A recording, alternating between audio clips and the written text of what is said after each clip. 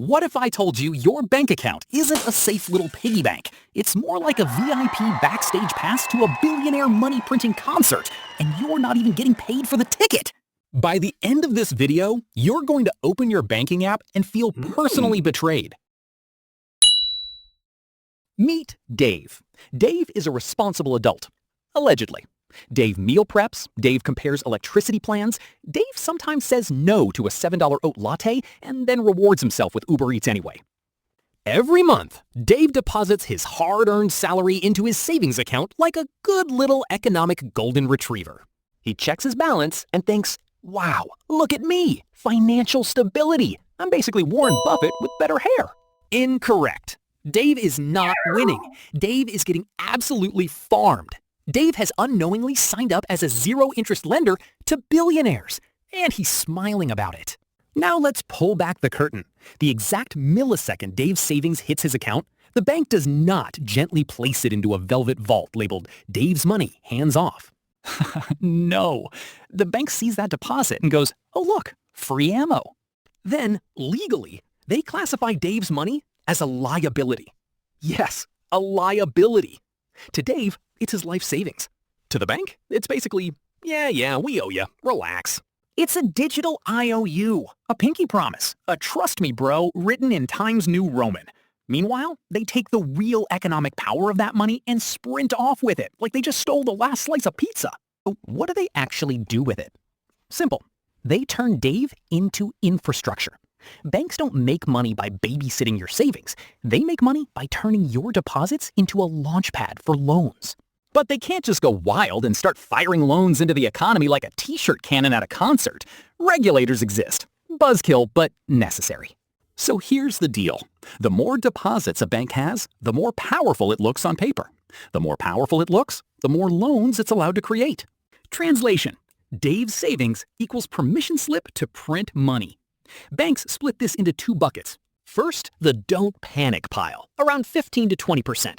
Safe, boring stuff like government bonds. This is the, oh no, everyone is withdrawing money emergency stash. Second, the fun part, the other 80-85%.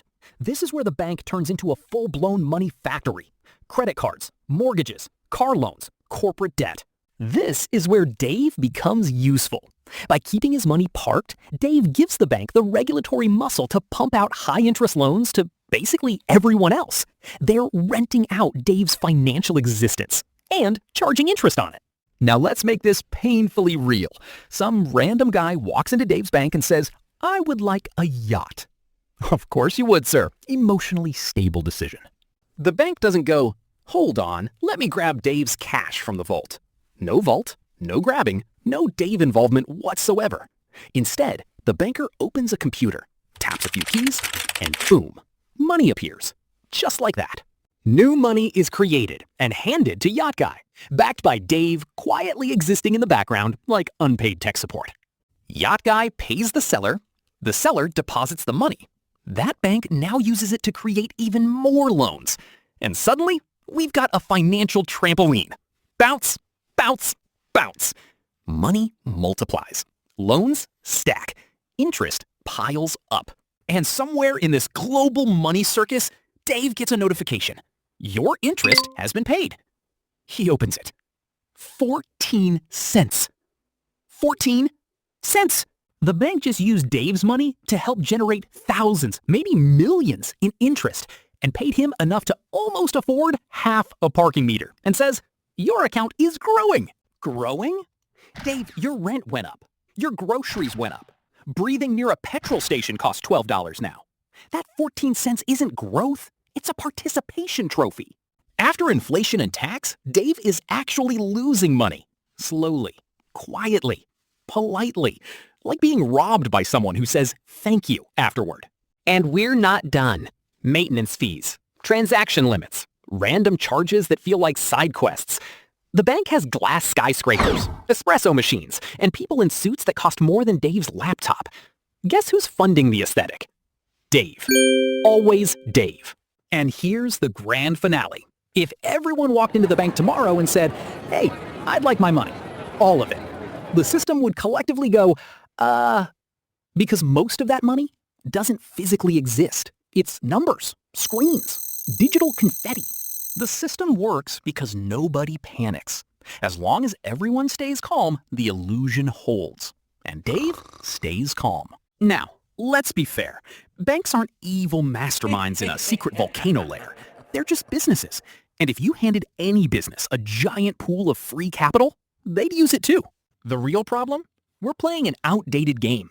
Back in the day, your grandparents could park money in a savings account and earn real interest. Today, that same account is basically a waiting room. It's not for building wealth. It's for parking cash temporarily, like a financial bus stop. Bills. Emergency buffer. That's it. Anything beyond that is just slowly getting eaten alive. Meanwhile, the tools to actually grow wealth are sitting right there. Low-cost index funds, government treasury instruments, real productive assets, stuff that actually moves with or ahead of the economy. So the game isn't broken. You're just using the wrong controller. This is not financial advice. Talk to a licensed professional before making decisions. But seriously, stop treating your bank like a wealth generator. It's a utility, not a strategy. Now, I want to hear from you. Have you ever checked how much your money is actually losing to inflation? Or are you still trusting the savings label like it's 1985? Drop your thoughts below and subscribe because we want you to stay financially literate.